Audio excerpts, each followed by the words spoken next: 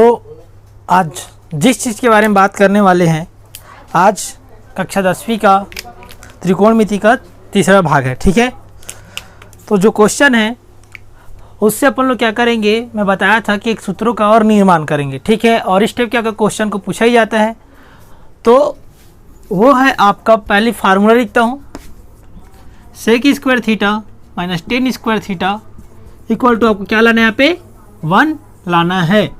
मतलब यहाँ पे इन तीनों को आपस में क्या करना है, सिद्ध करना है। और कैसे आएगा, इस चीज़ पर अपन लोग क्या करेंगे, बातचीत करेंगे। तो सबसे पहली बात मैं यहाँ पे आपको बता देता हूँ कि यहाँ पे जो आपका ये चीज़ हमेशा याद रख लेना, बहुत काम आएगा। ठीक है, तो यहाँ पे आपका जो लंब बट्टा आधार है वो क्या होता है, आपका टेन थीटा। आगे बात समझ में। अब यहाँ पे जो आपका कर्ण बट्टा आधार क्या होता है, बताया था मैं, कर्ण बट्टा आधार सेक थीटा। ओके, तो ये चीज़ आपको समझ में आ गया होगा। तो ये जो दोनों चीज़ है इसको हमेशा याद रखे रहना। ओके, तो सबसे पहली बात है, क्या लिखते हैं, पाइथागोरस प्रमेय से। कौन से प्रमेय से, पाइथागोरस प्रमेय से। तो क्या होता है पाइथागोरस प्रमेय, तो जो पाइथागोरस प्रमेय ये बोलता है कि यदि आपके पास कर्ण का वर्ग बराबर लंब का वर्ग धन आधार का वर्ग, यदि आपको लंब बट्टा आधार बराबर आपको पता है कि टेन थीटा होता है और कर्ण बट्टा आधार बराबर आपको पता है कि सेक थीटा होता है, तो सीधी बात है कि देखा जाए अपन को फार्मूला बनाने के लिए sec square theta minus tan square theta बनाने के लिए इन दोनों की सहायता पड़ेगा। लेकिन इन दोनों के जो हर में देखा जाए, इनके हर में भी क्या आधार है और इनके भी हर में क्या आधार है। तो सीधी बात है कि जब इन दोनों के हर में जब आधार हो तो इन सब को आधार से भाग दे दिया जाता है। किससे, आधार के वर्ग से। ओके, तो जब हम लोग आधार के वर्ग से भाग देंगे तो यहाँ पे लिखना, इसको देना समीकरण 1, और यहाँ पे लिखना कि समीकरण 1 में आधार के वर्ग से भाग देने पर। आया बात समझ में। तो जब मैंने क्या किया, इन सब को समीकरण 1 को मैं पूरा आधार के वर्ग से भाग दे दिया, तो यहाँ पे हमारा क्या मिलता है,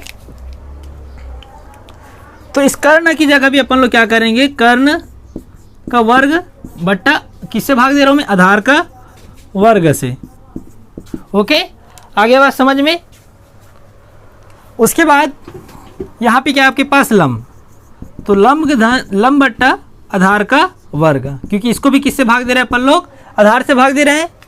उसके बाद इसको भी किससे भाग देना है, आधार के वर्ग से, तो दे दिए इसको भी आधार के वर्ग से भाग। आगे बात समझ में। अब इसके आगे क्या करना है, तो सबसे पहली बात बता दे, तो इन सब में समान घात है। जब आपका समान घात होता है तो इसमें मैं क्या कर सकता हूँ, कर्ण बट्टा आधार का वर्ग बराबर, इसको भी क्या लिख सकता हूँ मैं, इनके भी क्या है, घात समान है कि नहीं, तो इसको मैं क्या लिख सकता हूँ, लंब बट्टा आधार का वर्ग धन, इसको क्या लिख सकता हूँ मैं, आधार बट्टा आधार का पूरे का वर्ग, ऐसा लिख सकता हूँ। ओके, अब इसके आगे क्या करेंगे, इस चीज़ पर अपन लोग क्या करते हैं, डिस्कशंस करते हैं। तो सबसे पहली बात यह है, यहाँ पे देखा जाए, यहाँ पे आपको दिख रहा होगा कर्ण बट्टा आधार, और कर्ण बट्टा आधार यहाँ पे देखेंगे तो आपको यहाँ पे क्या मिलता है, सेक थीटा मिलता है कि नहीं मिलता। तो सीधी बात है, इस कर्ण बट्टा आधार की जगह में मैं क्या रख सकता हूँ, सेक थीटा। ठीक है, तो चलो आइए रखते हैं, कर्ण बट्टा आधार की जगह अपन लोग क्या रखेंगे, सेक थीटा, और यहाँ पे क्या है आपका वर्ग। आगे बात समझ में, बराबर लंब बट्टा आधार। अब वहाँ पे देखो लंब बट्टा आधार किसके बराबर होता है, टेन थीटा। किसके बराबर होता है, टेन थीटा। ओके, तो मैं क्या करूँगा, इस पूरे लंब बट्टा आधार की जगह में मैं क्या लिख दूंगा, मैं टेन थीटा, क्योंकि ये हमारे पास क्या है, लंब बट्टा आधार। ओके, और लंब बट्टा आधार का फार्मूला क्या होता है, टेन थीटा। आगे यहाँ तक समझ में। अब इसको दे दो, इसकी घात में क्या है, 2, तो इसकी घात में क्या लिख दो, 2। धन, यहाँ पे देखो ऊपर में भी आधार है, इसके अंश में भी आधार है और नीचे में भी हर में भी क्या है, आधार है। तो जब दोनों जगह आधार आधार हो तो दोनों एक दूसरे से आपस में कट जाता है, इसका आंसर क्या मिलता है, 1। ओके, तो यहाँ पे आपको क्या मिल गया, 1 का वर्ग। आगे बात समझ में, जब ये घात अंदर में जाएगा यहाँ पे क्या मिलेगा, सेक स्क्वायर थीटा इक्वल, अब ये घात जब अंदर में जाएगा तो टेन स्क्वायर थीटा धन। अब मैं बताया हूँ कि जो 1 का वर्ग मतलब 1 का गुना जब 2 बार कर दे तो क्या मिलता है, 1 ही मिलता है। तो यहाँ पे 1 का 1। तो अपन को क्या सीधा करना है कि sec square theta minus tan square theta equal to 1। तो यहाँ पे देख लो, अब ये जो प्लस वाला है जब ये इस ओर पक्षांतर होगा, तो मैं बताया जब प्लस वाला अगले और पक्षांतर होता है तो क्या मिलता है, माइनस में परिवर्तन हो जाता है। ओके, तो sec square theta sec square theta, अब ये सेक स्क्वायर थीटा की ओर कौन सा पक्षांतर हुआ, ये प्लस वाला, तो प्लस वाला जब पक्षांतर होता है क्या मिलता है, माइनस, जब माइनस वाला पक्षांतर होता है क्या मिलता है, प्लस। और आपके पास क्या बच गया, धन 1, और धन को लिखने की जरूरत नहीं है। ओके, तो ये रहा आपका, यही सिद्ध करना था। लेकिन इसकी सहायता से आप एक और फार्मूला बना सकते हो। तो एक और फार्मूला का मतलब ये है कि यहाँ पे आप इसको क्या कर दो, इधर ट्रांसफ़र कर दो और टेन स्क्वायर थीटा को जिधर उसको उधर ही रहने दो।